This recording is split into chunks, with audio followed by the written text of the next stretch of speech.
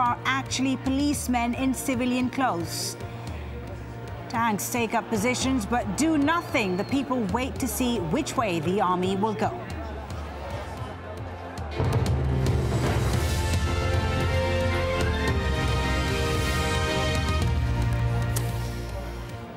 Cairo's Tahrir, or Liberation Square, has erupted in violence, becoming a battlefield between pro-democracy protesters and those fighting for the government.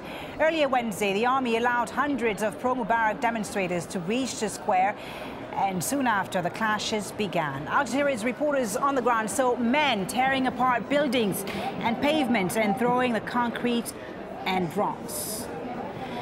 Well, here's a reminder of the main developments of the last few hours. The fighting began early in the afternoon. Hundreds of so-called Mubarak supporters appeared, and soon after, the street battles began.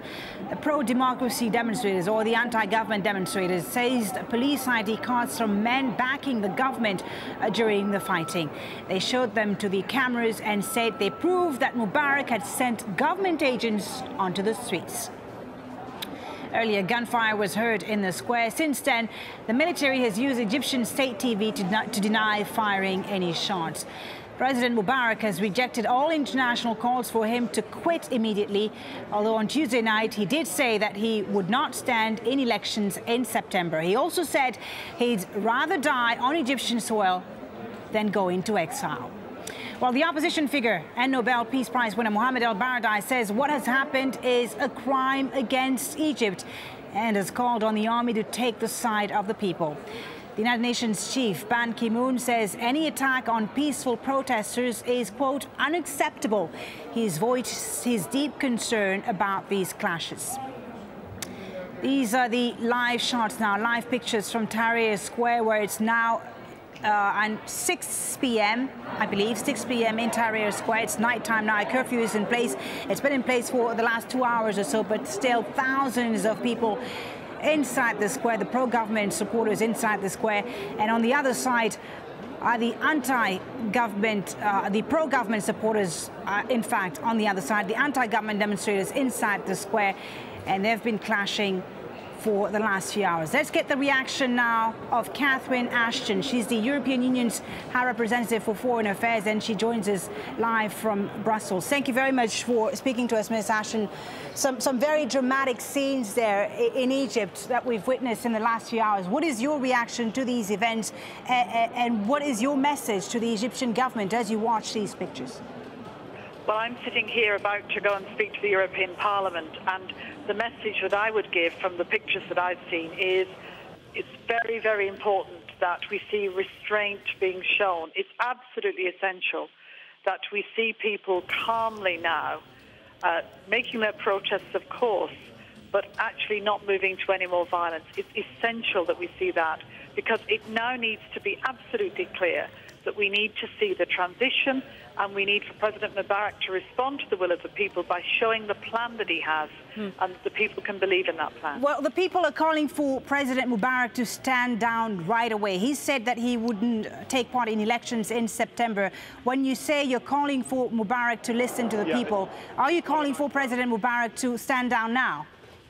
I think it's not for me to call for him to stand down. It's for the people to work with him to determine the process by which they move to democracy, to the elections, that they go forward. And he needs to be in dialogue with them, and he needs to work that process out with them so that they feel confident that they can see the transition. You know, the 27 foreign ministers we met on Monday in the Foreign Affairs Council, which I chair, we were very clear. Transition, transformation, it needs to be there, it needs to be obvious, and there needs to be a process in place.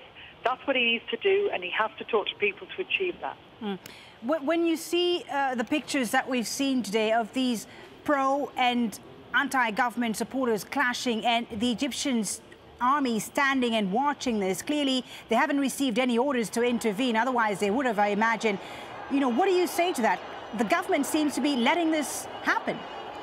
It's very difficult, to be honest, to see scenes that are violent and not worry very much for the people who get caught up in this violence.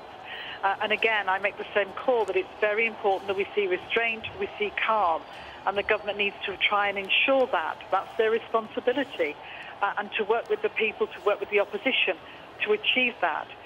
Obviously, scenes are quite confused. The pictures, of course, show lots of different things. But above everything, it needs to be calmed down in order that this dialogue can get going and we can see results very quickly. How do you see this calming down, Ms. Ashton? The pro-government, the anti-government demonstrators have said they won't stop demonstrating until Mubarak stands down. It seems the only way now the situation could ease, could calm down, would be for President Mubarak to resign. But this is my point, really, that he has to talk to the leaders of the demonstration, to the opposition. He has to explain what he's trying to do. He has to explain that he has a plan to move forward, and he has to set the timetable with them. He has to do that in order that these demonstrations, which absolutely clearly show that there is huge support for Egypt to move forward, for there to be a more democratic state. And we in the European Union, with the values we hold of human rights, of democracy, of rule of law, want to see Egypt move forward, and we'll support them in every way that we can. So you're supporting Egypt, you say. Are you supporting the calls for change that are being made by the anti-government demonstrators? Look, the people are making their views well known. They're saying, as I understand it, that they want to see better democracy, that they want to be treated with respect, that their human rights be respected, and so on. The job of government in any country is to listen to what people are asking for and to respond to it. They are the guardians of that, the people. They have to move forward.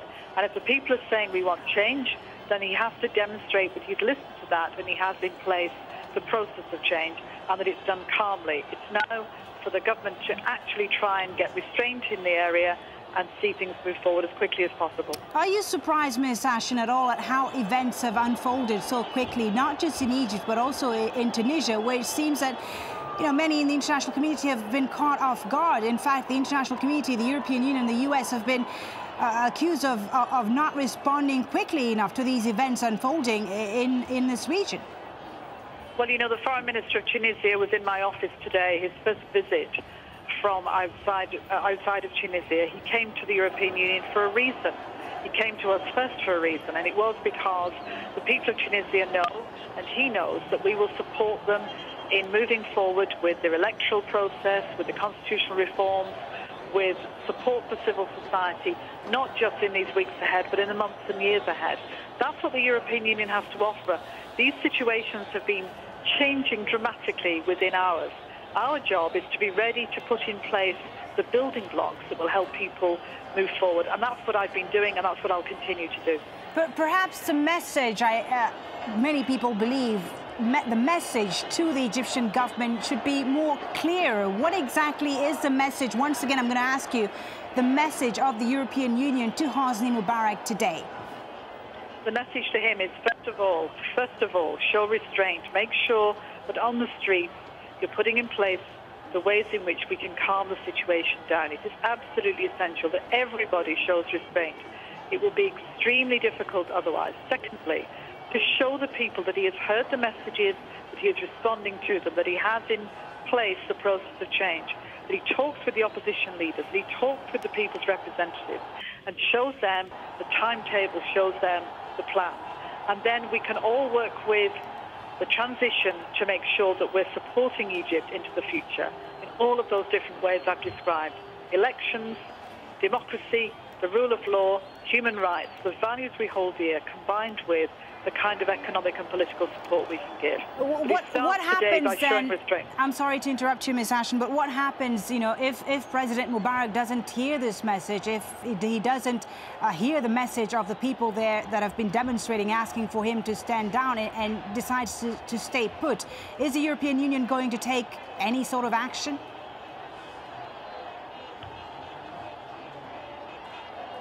Hello, Ms. Ashton? I think we may have lost Catherine Ashton, the European Union foreign policy chief, on the line there with us from Brussels, who was reacting to the events in Cairo. Jackie Rowland is our correspondent, one of our correspondents on the ground. Jackie, of course, we've seen some very dramatic scenes out of Tahrir Square earlier. What is the situation now as we speak? The situation now is that we have actually seen some intervention by the security forces. They've been firing water cannon. We have seen in in fact, we can see it again now since about 10 minutes.